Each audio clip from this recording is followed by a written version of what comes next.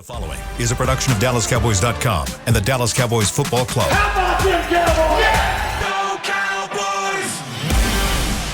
This is Media Mash, A roundtable of Cowboys insiders dropping wisdom and offering sizzling takes on the current state of your Dallas Cowboys. Now, your host, Newy Scruggs.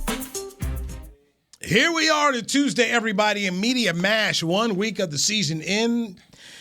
Cowboys lose. They are 0-1, getting ready to face the Cincinnati Bengals. This is the first Media Mash. We do it 3 times a week starting on Tuesdays. Today's panel, it's a fun one here. John Machota of The Athletic, Kevin Gray, 105.3 The Fan, and Patrick Walker of DallasCowboys.com. All right. I choked on the Kool-Aid last week. I bought it. I had the Cowboys winning 23-21. A little too much opium for you, huh? Well, on Tuesday, when I had to make my picks in the Dallas Morning News, I had Tampa. Then I flipped it. I recall. Got to go with your gut, man. You didn't go with your gut on that one. No, you know what, man? I started believing, and I should have just stayed. It's just what they tell you when you do the SATs and standardized tests. Go with your first guess. Okay, I didn't do that. I should have went my first guess, so I changed it around, and didn't happen that way. So the Cowboys lead this football game. Dak Prescott is injured. We'll get into Jerry Jones here and what he had to say on 105.3 The Fan today on his radio show. But I just want to go around the room and get just initial takes on the game and what you saw. What was, John? Yeah, I can't believe how bad that game was. It's one of the worst games that I've ever seen. It really is. I mean, you talk about you drank the Kool-Aid because you picked them to win. Well, everybody I don't care who you were, that picked that game, people that cover the Cowboys, people that live anywhere in the world, I'm sure you had at least the Cowboys, even if you had them losing, you probably had them scoring a touchdown, maybe getting in the red zone. I mean, it's one of the worst games I saw, and then you add in the Dak injury on the end. Yeah, okay, so the Micah Parsons, there's your bright spot. I can't think of many games that I've watched where I'm like, I really don't have anything other than one player as a bright spot for a game. Who's the other one? Brett Maher. Okay, Newy, we're not doing this. He got to the only points of the game, so it's a shutout without him. It's a shutout without him. And when he walked out there, I was like, man, okay. And then Greg Zuerlein, by the way, was awful for the Jets, and Robert Saleh was already complaining after the game. So this is my shocked face. You know, at least you got one thing right. I'm shocked. I never thought the offense would look that bad. I mean, I don't care who you're playing. Okay. The best team in the NFL playing the worst team in the NFL, your offense should not look that bad. Mm-hmm. All right, Kevin Gray. Yeah, I think what concerned me the most among a lot of different things was this team told us throughout the entire offseason that physicality was going to be addressed. And you had a banged-up offensive line for the Tampa Bay Buccaneers coming in with a Leonard Fournette, and all they do is run for 5.5 yards a pop. And it felt like the left side of that offensive line, or the defensive line, I should say, it just wasn't great. You found yourself seeing Leonard Fournette running behind that left side, exposing what it felt like the right side in the middle of that defensive line. And I was just, honestly, I came away more impressed with what Byron Leftwich did with his patchwork offensive line than what I felt like Kellen Moore was able to do with what he had to work with. And I thought, just from a coordinator standpoint, I thought Byron Leftwich outcoached Kellen Moore in this particular football game based on what he was able to accomplish with what resources he had available to him. It helps to have the GOAT. I mean, that helps too, but it wasn't like Tom was, vintage Tom out there. No, but I mean, it just getting the ball out quick. For a reason, though. And here's why, in speaking on Talking Cowboys this morning, I said, there's no way to put it. I don't care that Leonard Fournette ran for 127 yards. You know why? Because he didn't get any touchdowns. Now, another reason I don't care about that is I think Dan Quinn went into this, to your point, Machota, you got TB12 on the other sideline. You have to make a decision, most likely with this Cowboys defense. Are you going to assist a run defense that has already been kind of, trying to improve over the past couple of years? Or are you just going to sell out and just try to shut out Tom Brady as best you can in the passing game? I think he chose the right thing. I think who cares if Leonard Fournette goes off for 127 yards when the game is 12-3 at halftime, when it takes two fingertips of a Mike Evans inhuman catch for Tom Brady to get a single touchdown in this game. I think on the whole, the defense did what it was supposed to do. You saw they bent, but they rarely broke. You saw when it was in the red zone, sacked by Micah Parsons. You get a mistake by Dak Prescott, sacked by Micah Parsons, PBU by Trevon Diggs in the end zone, PBU to stop a third down in the red zone. The defense did what they were supposed to do. There you go. On the other end of it, I am right there with you, John. And this is not being hyperbolic. That was easily one of the worst offensive outings I've ever seen, not just from the Cowboys standpoint, in football. And I don't want to be a prisoner of the moment and say, because I'd have to go back and look at Dak Prescott's performances since he came into the NFL, but I'm hard-pressed to, off the top of my head, come to a game that says there was a worse outing from Dak Prescott than what I saw on Sunday. Is that the who Dak is? Absolutely not. We know he's better than that, but it's also true that that was an abysmal outing, and it tied into the wide receiver core struggling, and then now you have these two things cyclically working against each other, and now you're just tail spinning all the way down the porcelain commode, and that's what happened offensively. Dak Prescott was inaccurate. Dak Prescott was indecisive. The wide receivers could not get separation. The wide receivers had drops. You have CeeDee Lamb. We know that he's too talented to put on film what he put on film on Sunday. He will admit it, and it's to the point where even Stephen Jones was direct in saying, called him out by name, and saying CeeDee Lamb has got to improve.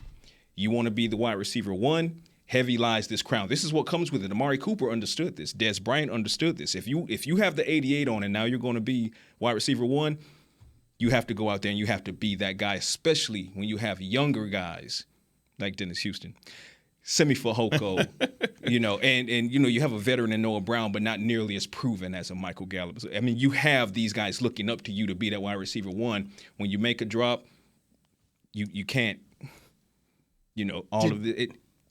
The cool hand Luke is no longer in the room in Amari Cooper. Somebody has to be the cool hand Luke. Did you quote Shakespeare?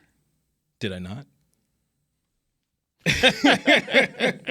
One thing I wanted to add on there when you said about the Micah thing, that's another part about the offense that really left me scratch my head is you're in your building, places rocking. Mm-hmm. By the way, AT&T Stadium is just no home field advantage for the Cowboys at all. Like they'd feed off it enough. How do you make those two sacks? Stop those drives. One of those field goals is missed. And you build nothing off of that momentum. You get nothing going on offense. Like, I'm talking high school, college, pro, whatever. When you're in your building and it's packed like that and you just need a spark and you get a spark from that guy and you can't get anything off of that has got to be as disheartening as anything. On more than one occasion. Yeah. The 4 words you and I kept hearing at training camp the entire time we were there. We like our guys. Kept hearing it. Asking questions about the wide receivers. We like our guys. Mm. Going to get some help in here, this Tyron thing, we like our guys. We'll play the young guys. We kept hearing it over and over and over again. One weekend, the guys didn't look good. Small defense for Mike McCarthy. Small. Real small. He did say, we're going to have to play with some young guys this year. Said that in the first press conference. Right. And then before the first game, right at the end, I asked him again, you got to play some more young guys here. He said, I ain't expect to have to play in this early. So these young guys here there's work to do. Yes. There's work to do. So I know everybody's got the pitchforks out and people want to bury them, and that's fine. But this is what happens when you play with young people. They make mistakes. But here's what I'll also say.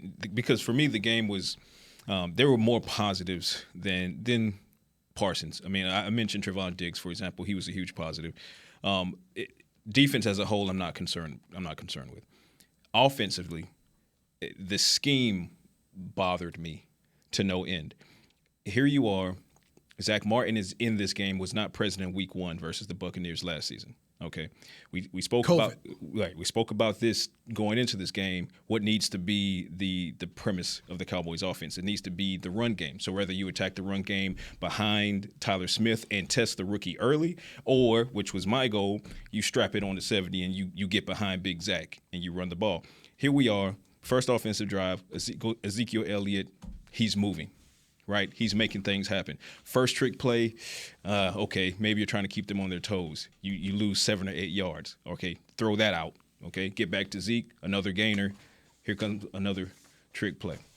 Okay, -1 yard. That didn't work. Okay, the trick plays aren't working. Stop trying to fool Todd Bowles. He's been around. He's seen it all. He's been around the block a little bit. Right, much like Quinn has. Stop trying to fool him. Just set the tone and punch them in the mouth. Ezekiel Elliott was doing that. They got away from that. They put too much pressure, in my opinion, on the young wide receiver group, on Dak Prescott, who hadn't established the chemistry with said group in the regular season just yet. You come back to Ezekiel Elliott in the third quarter, guess what he gets back to doing? Punching them in the mouth, another gainer, and then what do? You get back away from it. Again, halftime is 12-3. You're when they decided to run the football, they were effective when they decided to run the football. Correct. You're outthinking yourself. Now, the thing that really chaps my hide about it is the Cowboys win this game if they stick with Ezekiel Elliott, because then there's not that much more pressure on a struggling passing attack to produce when they're showing you time and again. My only argument there is that at some point, if they're going to win that way, then Ezekiel Elliott's going to have to bust one for about 45. And the reason why the only reason I say that is because I do not trust, if you're just, and he was getting good yardage, 6-7 yards in that. Right. I just don't trust this offensive line not to commit a couple penalties and a long drive that it would take to just, if you're going to keep just punching him in the mouth. Like there were times in like 2014 when you had like a veteran group, 2016, where I felt like they could do that. They could put together these long like 14, 15 play drives if they needed to. But right now, just because like I could see Zeke really, like you said, and you're just feeding him and he's cooking and everything's working, and then boom, one holding call, now you're behind the chains and it just offsets everything behind it. So if he was to bust one, and maybe it's on a 6-play, or it gets, or even Tony Pollard in the same Sure. vein, busting one down. So, and shouts out to Tyler Smith, because the rookie had a couple of growing pains, but overall, I thought he handled himself well. He had a very good NFL debut. You go in the third quarter and just looking at the play sheet here.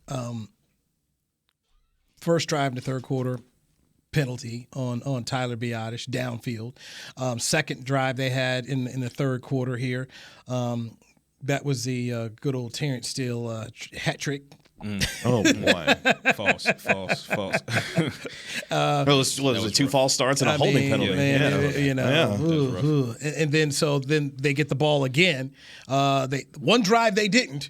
Cowboys got the ball at their 48. So Ezekiel Elliott around the end for 2 yards. 2nd and 8 from the 50. Dak incomplete to Dennis Houston, 3rd and 8 from the 50, and Dak's incomplete to Noah Brown, that wide open Noah Brown. So he missed that, so then they ended up punting. Then the next drive, you had a defensive penalty on Shaq Barrett, but that drive ended on a 4th and 15, and Cooper Rush threw an incomplete pass to Simi Fehoko. Then the next drive, Cowboys had another penalty there. So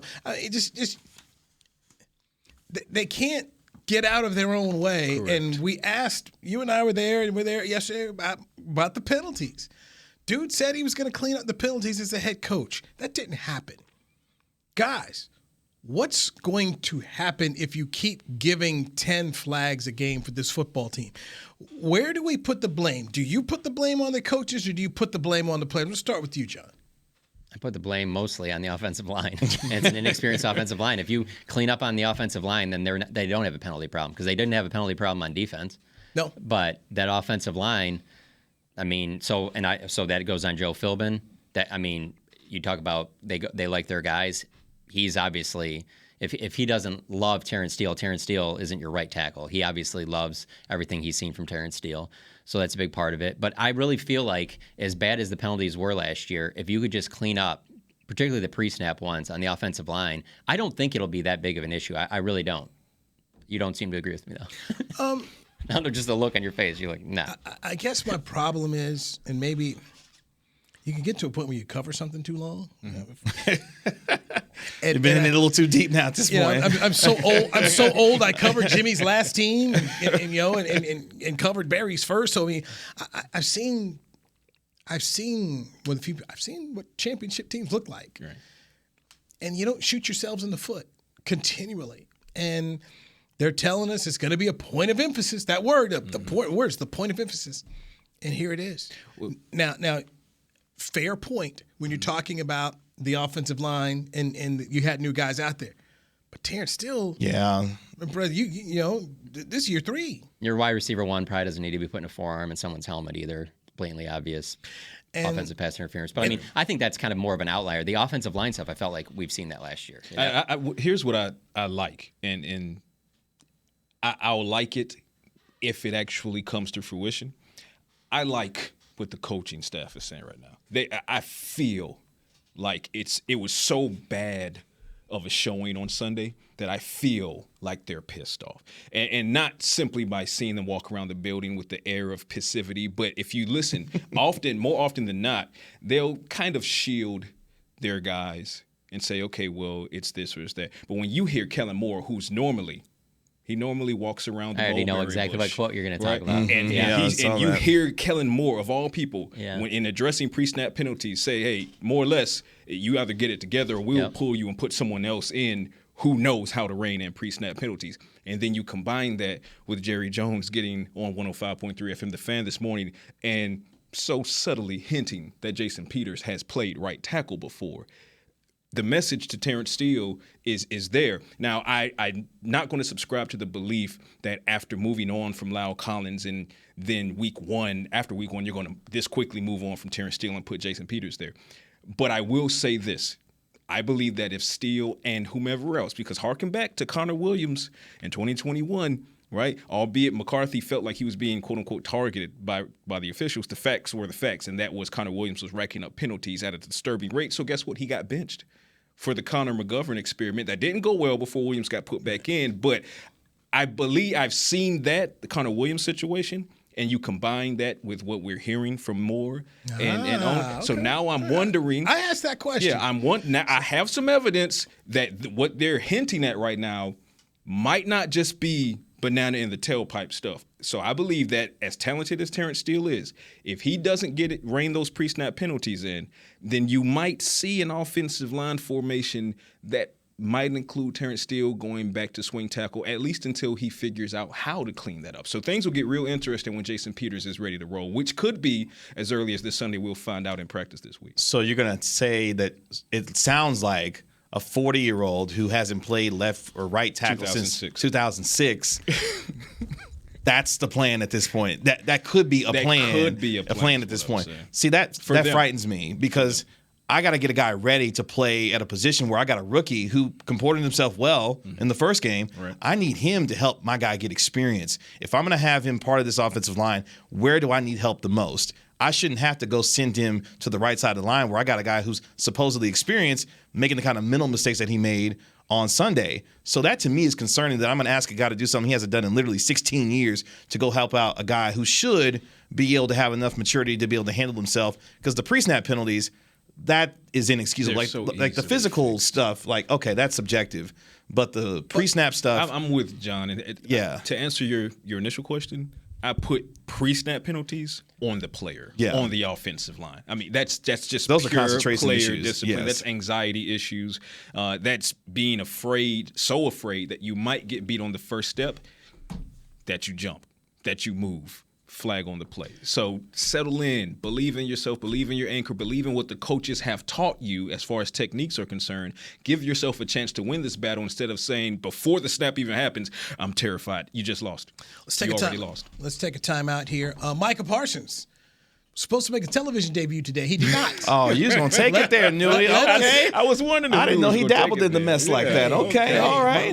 Micah was good on Sunday. He was good on Sunday. And I think they were trying to set my man up the way they do the way they do Michael Irvin on First Take. And the man was like, I'm going to get you first. John Machota, Kevin Gray, Patrick Walker, Newey Scruggs. Today's Media Mash right here on DallasCowboys.com. Todd thought it would be secure to jog in the cheetah savanna. Todd believed the big cat repellent he bought online was reliable. And now, Todd is trying to be faster than this cheetah that can run 80 miles per hour. But the good news is Todd has AT&T 5G that is fast, reliable, and secure. And he learned the best thing to do is stop running and toss her the backpack with the beef stew. AT&T 5G. Fast, reliable, secure. It's not complicated. 5G requires compatible plan and device. 5G may not be available in your area. See att.com/5G for you for details. What do you call a group of grown men and women with their faces painted silver and blue who get together every week to share a 3-hour-long ritual of jumping, singing, and toasting Miller Lite in 10-gallon hats while yelling, "How about them Cowboys?" You call it Miller Time in Dallas. Here's to the Cowboys. Here's to the original light beer. It's Miller Time. Celebrate responsibly. 2021 Miller Brewing Company, Fort Worth, Texas. The Cowboys way, where 16 Hall of Famers and 5 championships shows us what success looks like. Where turkey is always the second best part of Thanksgiving Day. Where we are all defined by one single thing, the star. Where we as fans know it's our job to keep the tradition going. Bank of America is proud to be the official bank of the Dallas Cowboys and to support the quest of living life the Cowboys way. Copyright 2020, Bank of America Corporation. Little Sweet! Did you get to work on time? Yeah, but I just realized it's Sunday. Little Sweet says head on home. Dr. Pepper's on its way. So sweet, unique. Baby, there's nothing better. I bet you've probably done something that deserves a Dr. Pepper. Did you invest your nest egg in an NFT? Yeah, and I don't even know what that is. It's a non-fungible token. Everyone's done something that deserves a Dr. Pepper. Back to Media Mash. Tuesday, Media Mash Day. We do it every Tuesday, Wednesday, Thursday right here on DallasCowboys.com radio. I'm Newy Scruggs, joined today by Patrick Walker of DallasCowboys.com, Kevin Gray, 105.3 The Fan, and John Machota of The Athletic. A crisping gear up that Jerry for me. Every Tuesday on 105.3 The Fan, there is the Jerry Jones radio show. This is... And I used to host it on Fridays. And I tell people, this isn't just some regular hit. This is a national hit. Mm-hmm. And there is pressure to do that, interview, because people are listening. You got a guy like John who's waiting, chomping at the bit, whatever ready. You say, he's tweeting out there. So Patrick Walker, ready. I do feel for Sean and RJ and the guys who do this because, man, whatever you say. It's a lot of pressure. I've done it once, and that was the most nervous I've ever been. There's no players today, so this is. I'll just say this: the longer you do it, though, the more you understand, though, that you got somebody on the other line that wants to play the game. And when you're an interviewer, that's all you can ask for. The last thing you really want is the person that you ask questions, they give you a long answer, but they're not saying anything because they're really not trying to play ball with you because they're not trying to tell you anything. Like I'll just be honest with you. I was supposed to write last night for this morning about the quarterback situation, and I told my editor, now let's wait. I got something written, but let me wait and hear what Jerry says in the morning because he can completely change everything. Right. And who else is dealing with that in all of sports, not just the NFL? And so he wants to play the game. Let me just give you in both instances. When he walks out of the locker room Sunday night and then today on the radio, neither time was a first question about Dak. He provides that information. Yes, he right. provides that information for you. So he's a gold mine when it comes to our business, and he knows it, you know. And he can cut the shelf life right off of whatever draft you have sitting in the chamber. Right, absolutely. Absolutely. So let's hear from Gerald Wayne Jones, who spoke to Sean and RJ on 105.3 The Fan concerning Dak Prescott's right thumb where he had surgery and when he could be back. I think what we're going to do here is we won't be putting him on IR, which means that we want him to be a consideration for playing within the next 4 games. We will not put him on IR. Consequently, the people that are ready to play quarterback for us are the ones that played all preseason, Cooper Rush and Greer. Kevin, reaction. Yeah, man. I've started to do this long enough where I have to parse out what he's actually said versus what he's meaning to say. Because if you listen and you hear what you heard from Jerry Jones, yeah, he may be feeling confident about Cooper Rush, maybe a Will Grier. But he's got a guy who he's paid $40 million to, who needs to be on the field for this team to go where ultimately he hasn't been in a quarter century. And if that guy's not on the field, they don't have the kind of chance that he believes they should based on what their roster was coming into this year or even before all the changes were made. So, well, yeah, the hopium is going to be, put out quite a bit. I'm not necessarily buying it, and I don't think a lot of people are buying it today based on the timeline, the injury, and what we know so far about Dak's injury. John, what'd you write? Okay, so the way he said it, I think is all he's doing is he's just changing the original reports of 6 to 8 to it's 4 to 6. And Jerry, being the eternal optimist, he's going to take early and he's going to go on 4. And it was also the fact that there was a lot of similarities there to me personally. I felt like about Michael Gallup, where it was like, we're not going to put him on pop to start because we want those 4. We want him to be able to practice and him to be able to come back. It doesn't necessarily make me think that Dak's going to be back in 4 weeks, but maybe it's 5 weeks. Whereas I was thinking when it initially happened and heard he was getting surgery, I'm thinking, it'll be after the bye week, that Packers game. And now I'm thinking maybe it's only 4 games from now, 5 games from now. And now, and believe me, I also understand the fact that they're going to put him back out there, and there's a chance that he could get re-injured. I mean, that's not like something that isn't some like random difficult injury. Like you can sit there on the ankle injury and not try and fight for 3 or 4 extra yards when you're running the football. On a play like that, it's just kind of like, well, that's how you play football in the NFL. Your hand is going to get hit if you play quarterback. So, but I think also if you're Jerry Jones, you're at that point where you're like, we got to get him back out there because we don't have a chance without him. And if you know Dak Prescott, he wants to be back out there. So anybody, because there's this, I just want to make this clear too. There's a lot of people that think that, the Cowboys are going to push him back out there. They're going to push him back out there. They're not going to push him out there. If anything, they're the ones that have to hold him back. He's going to want to go out there in 2 weeks. Right. As long as from what I heard, it's not it's the first hit is the one that injured his hand, and he played again. But then he didn't have the strength in it because obviously it was fractured, so he couldn't hold the football. He was going to. This is a guy that his. I shouldn't word it this way, but I do. His ankle was pointing east and west, and he went and slammed it in the turf because he was going to slam it back into place. So I don't know that they're going to be pushing him back out there. They're going to have to fight to keep him from going back out there. What I heard from Jerry in moving the timetable is 1 + 1 = 3. Yeah. Yeah. Because sure. That's that hopium. Everything, it was 6 to 8. Yeah. Jerry walks in there, sees Dak, Mr. Miyake. Yeah. Why was that trending? 4 to 6. 4 to 6. Yeah.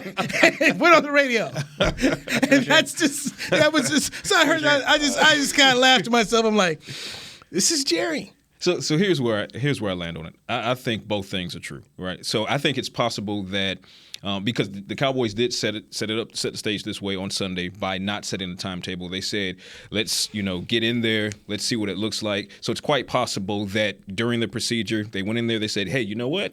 We were concerned there might be some ligament damage. There's no ligament damage. We were concerned the break might not be as clean. It's actually cleaner than we thought. So that shrinks the timetable as far as the prognosis goes. Okay. I think that's likely why Jerry has so much confidence in it. But positing that Dak Prescott, with this injury, the thumb on the throwing hand, 4 weeks, I don't think he's back in 4 weeks. I would be more inclined to go to Machoda's point of 4 to 6, maybe. Yeah. Okay, sure. Let's say we come back off of the 6 to 8. We don't come all the way back to 3 to 4.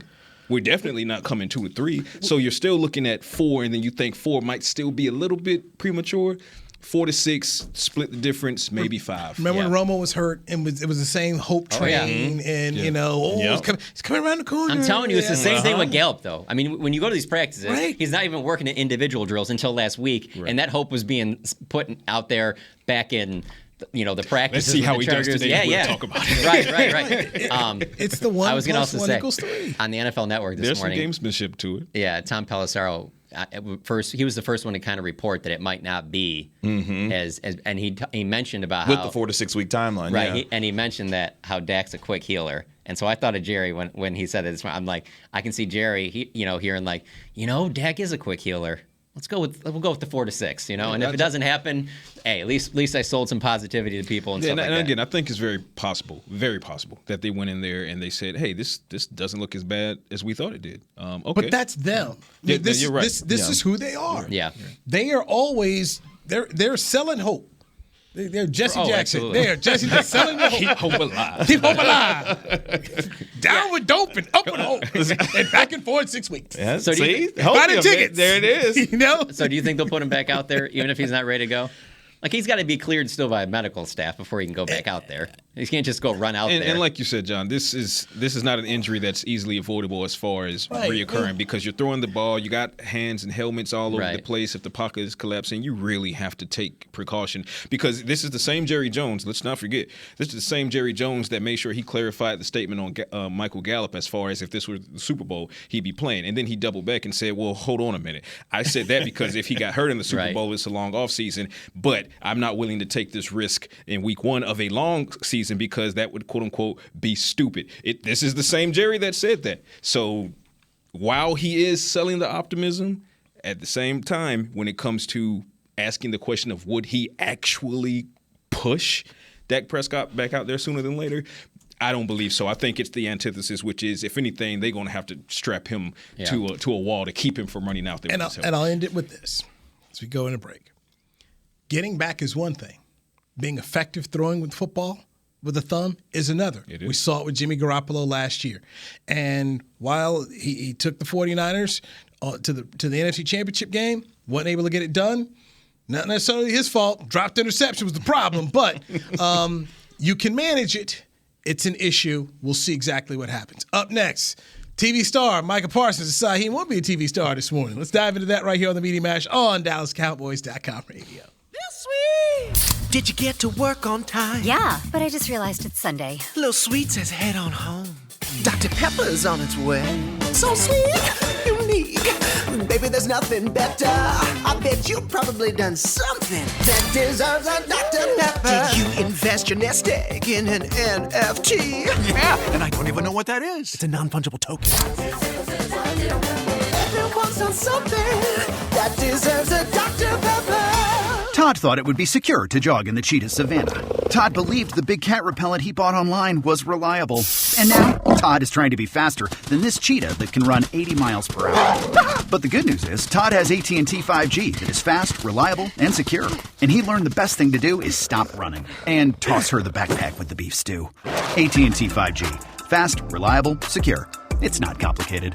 5G requires compatible plan and device. 5G may not be available in your area. See att.com/5G for you for details. Brace yourself for an existential question. Has your butt been having enough fun lately? Have you been treating it well? Has it been going places? If not, then it's about time you start using SeatGeek. SeatGeek is the best way to get your butt tickets to live events. Just ask the thousands of other butts who have rated it the #1 ticketing app. So what are you waiting for? Download the app now or visit SeatGeek.com to get tickets to sports, concerts, and live events and make your butt happy. SeatGeek. Get your seat in a seat. What do you call a group of grown men and women with their faces painted silver and blue who get together every week to share a 3-hour-long ritual of jumping, singing, and toasting Miller Lite in 10-gallon hats while yelling, "How about them Cowboys?" You call it Miller Time in Dallas. Here's to the Cowboys. Here's to the original light beer. It's Miller Time. Celebrate responsibly. 2021 Miller Brewing Company, Fort Worth, Texas. Back to Media Mash. This is the Media Mash. It's Tuesday. Cowboys 0-1 getting ready to face the Cincinnati Bengals at Jerry World on Sunday. Let's get thoughts from men who cover the team. Patrick Walker, DallasCowboys.com. Kevin Gray, 105.3 The Fan, the official radio home of the Dallas Cowboys. And John Machota, you know and you love him from TheAthletic.com. I'm Newy Scruggs. So Micah Parsons had agreed that he would go on the television show Undisputed on Fox Sports 1 every Tuesday. So he was supposed to have conversations with Skip and Shannon.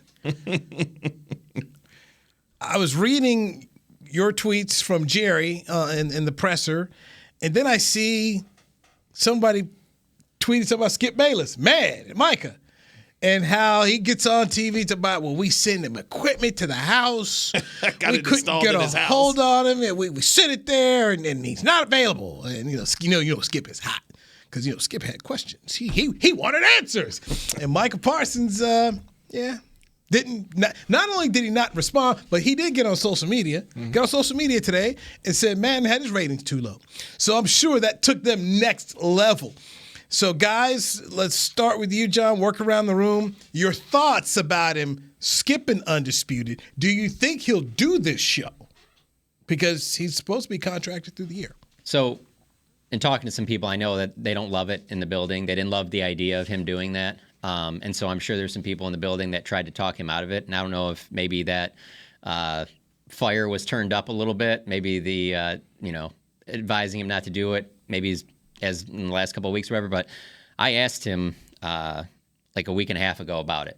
So I was like, I know you're about to go on that Undisputed. Are you nervous at all about the idea that, they're going to try and get you to say some stuff, and do you not want to, they might try and catch you off guard to say something that could be a big time headline. And I know people listening to that would be like, yeah, you're a reporter, you probably do the same thing. But if you watch that show, you know that us that are covering the team on day-to-day really don't do that. And he goes, at the end of the day, I'm a pro football player. I'm not an analyst, so I obviously have to watch what I say. For the most part, there are lines that can't be crossed, and I understand those lines. So I thought he would.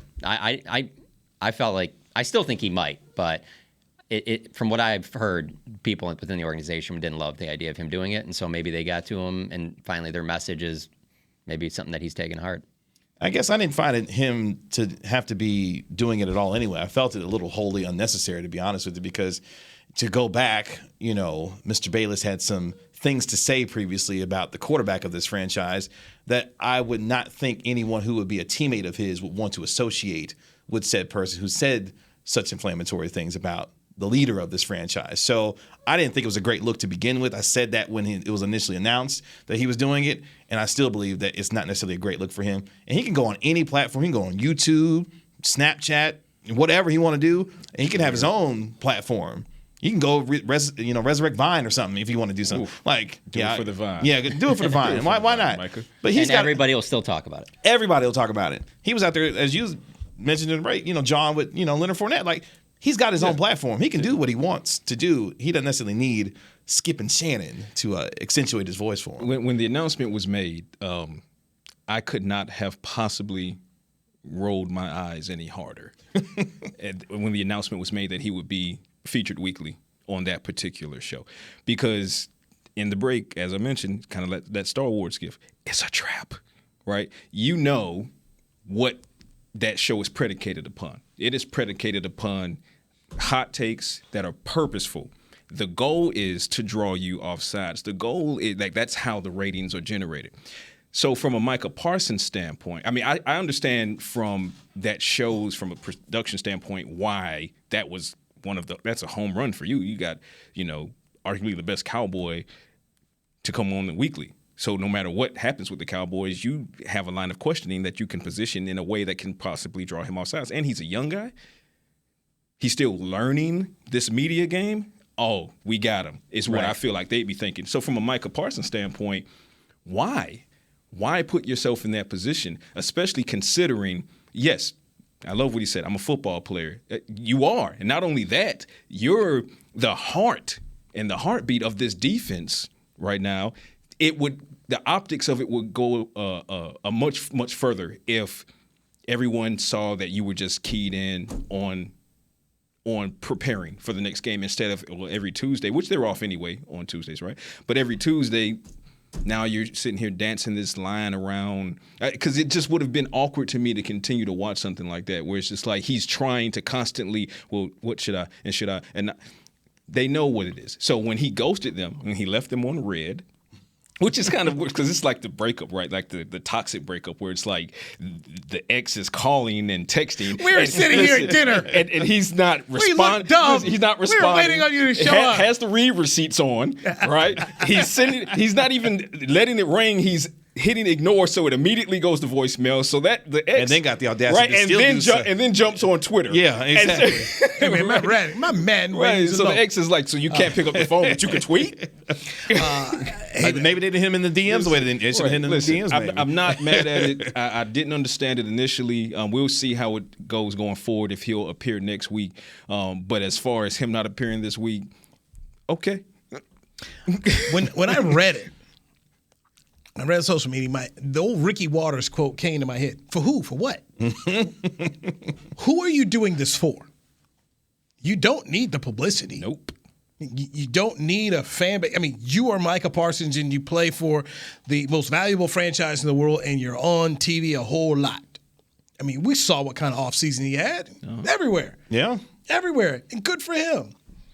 So that was the who, and then for what? What are you expecting to get out of this? Now, many years ago, as Howie Long was winding down his career with the Raiders, he would do a weekly hit for HBO's Inside the NFL when Lynn Dawson and Nick Buoniconti did it, and did a real good job. Kind of did an essay for him where they tossed to him, he had his thoughts for the week, and he tossed back. This is reality show. It's a reality show. Right. I worked in Los Angeles, did a pilot for a TV show. I knew exactly what they're trying to do. And the same thing, it's a trap. We're trying to lure you in. And most of all, we're trying to get you to answer for your teammates. Mm-hmm. What was Dak seeing? Are guys frustrated? Penalties aren't cleaned up. Mike McCarthy coaching you guys. I mean, there's so many ways. Do you think Dak should be replaced? That I'm going to go after him if I'm those two guys. Rank all the quarterbacks in the league, so the ones you leave off. Right, exactly. He didn't have Justin Herbert in his top five, And so I'll tell you why he wanted to do it, though. Why? It's because there's nothing that Micah Parsons doesn't think he can do. Okay, great. And you know what? And that's what also helps him be as great as he is on the football field, because there's nothing. You want me to rush passer? You want me to play linebacker? You want me to play quarterback? If you guys need me to fill in, I'll do anything. Like, there's nothing he doesn't think that he can do. So here's what I tell him to do. Hey, man, go call Draymond Green. Dre, how do you do what you do?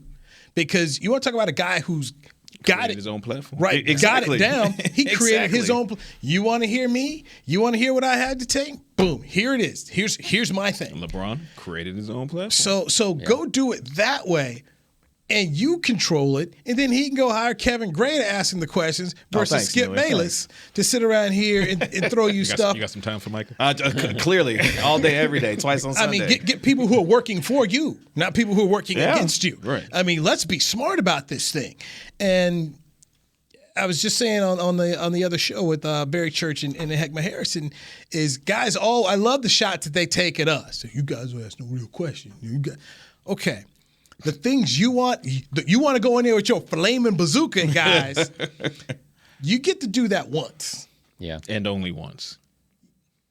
Go in there on the regular with a bazooka and see how that locker room, you go in there, you might as well just have that little black-brown cloud around you, the pigpen head, because everybody's running away from you. Yeah. That's not letter. Right, that's not how it works. I would prefer, though, in that situation, them running away from you.